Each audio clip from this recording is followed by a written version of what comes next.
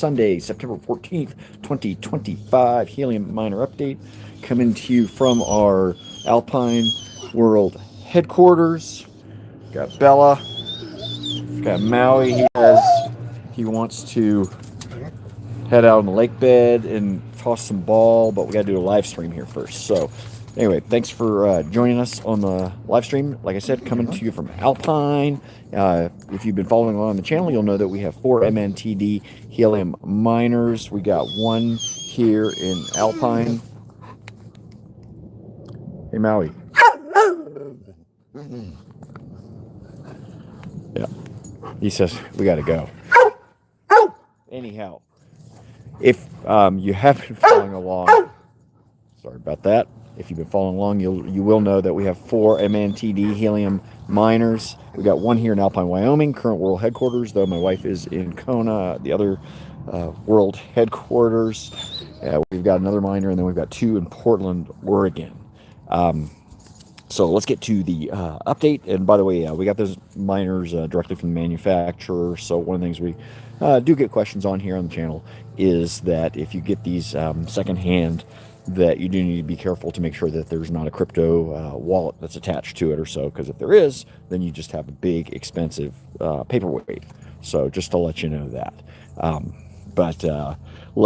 Let's get to it. And actually, by the way, a little cooler here today, though it is getting, I've got some weather potentially coming in. If you look that way, that is out the canyon. That's towards Jackson Hole, about 36 miles. We're here in a little valley here, Star Valley. Super nice spot. Just as far as just market updates, Bitcoin, it's about 115,000, breaking up above resistance of about 110, 114,000, so that's good. Typically Bitcoin first 10 days of September tends to trade a little bit lower, so looks like it's getting in above that. By the way, no financial advice here. This is a hobby just for fun, so take that for what it's worth. Plus we're looking at probably a 25 basis point cut, so that should be happening September 17th. I think the market's pricing in about an 85% chance of that. There is a chance of a half a percent rate cut. I think the markets probably would not react too favorably to that, just indicating that we're having a little more of a slowing economy than might be evidenced by just general opinion. Other thing too, treasury yields may still be a little bit sticky, just because of general just inflation. The print came in a little higher last week than anticipated, so we'll see what ends up happening there. Just effective tariff situation on prices and whatnot. Other market updates, IoT, that's what we were earning previously on our miners. That one, but that was before Helium Improvement Protocol, I think 138. That's at 0.000424, up about 21% for the week. So it's kind of nice to see the altcoins going up here since we've had a couple of down weeks. HNT, Helium, which is what we are earning on our miners, that's trading at $2.78. That's up about 21% also. Typically IoT and Helium trade kind of in the same range. Bitcoin, like I mentioned at the beginning of the live stream, at $115,800. That's up about 4% or so for the week. And then finally Solana at 241.91, up about 19%. So if you're holding Solana, good news there.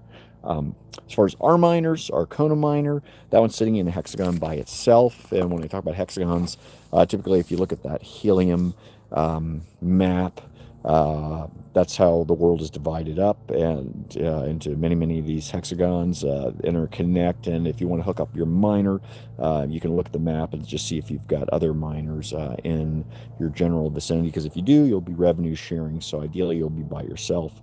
What we've seen too, and what's kind of cool about what we're doing here on the channel, is that we've got different locations. Again, that Kona miner, tropical you're on an island, and obviously you are. Cost of living is a little bit higher, so not as many people are incentivized to do the miners, versus like Portland, more urban, whatnot, and then Alpine again, more rural, and we'll get that, yeah, to that in a second. So anyway, that Kona miner is in a hexagon with a couple of other miners. Um, that one earned 0.111 helium tokens for the week, down about 14%. Again, we've been typically in the earnings, it's been down this last month. Beginning of August, we had that halving for helium, and so it's a deflationary measure, but it also means the earnings get cut. So that's kind of the way that is. Portland 1, that location, that one's in our little office building there in Portland. That one is in a hexagon with 5 other miners, so we are doing some revenue sharing there. That one's at 0.062 helium tokens for the week, down about 10%, so down as well.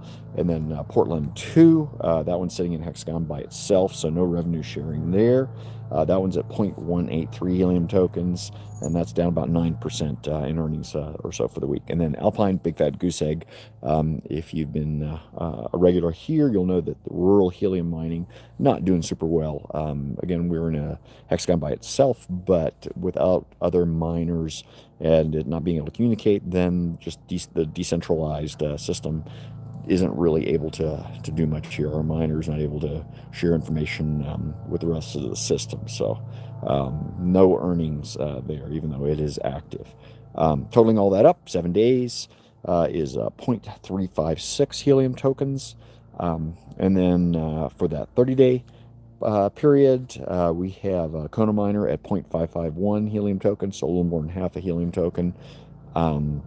Portland 1 is at 0.273, so a little more than a quarter helium token for the week. And then Portland 2 at 0.862 helium token, so about 7/8 of a helium token there for the 30-day period. Down a little bit on all those on a 30-day basis too, just because of that halving. And then finally, Alpine, that one has no earnings for the 30 days. And so goose egg there. And totaling that up, I'm at 1.686 helium tokens for the 30 days. So you can compare that to what you've got on your end. Taking a look at that from a dollars and cents perspective, the 7-day earnings did not make it to $1. It is more than last week, but we're at 99 cents. So big whopping total. So that's why this is not financial advice, right? 30-day basis, the dollars and cents, $4.69 earned over those 4 miners. And then doing an ROI calculation there, so basically just return on the investment. Taking that $4.69 divided by 30 gives us a daily rate. And then what we do is we just extrapolate that out over 30 days and then use that daily rate, but be able to extrapolate that out out over the year. And if we do that, about 3.6%. So it's a little higher than last week's 3.1%. Definitely we've dropped down here. It's about as low as we've seen it over the last few years. Just like a couple months ago, we were in that, I think, 13 or so percent range. But yeah, it's definitely dropped off. So take that for what it is. Hopefully everyone is having a great weekend. Hopefully you're watching the NFL. I just saw Cowboys won in overtime, so happy with that. Plus, I actually just did another YouTube short here a little bit ago. I'm an engineer nerd and do Ironman, just endurance triathlons, things like that. And they've recalculated how they're doing the qualifications for Ironman Hawaii. So I've just been doing some analysis there. So pop on over to the channel if you want to see that, how that performance pool for Ironman Japan ended up working out. I've done that also for the other Ironman races that have been up so far. Ironman Wisconsin, Ironman Sweden, I guess that, or Kalmar, I should say, and Copenhagen as well, and I think also Ironman Tallinn there in Estonia. So yeah, check those short YouTube shorts out if you're interested in the Ironman performance pool videos. as far as the Kona qualification slots. So anyway, that is it. Hopefully everyone is having a great weekend, and we will talk to you for the update next week. Peace.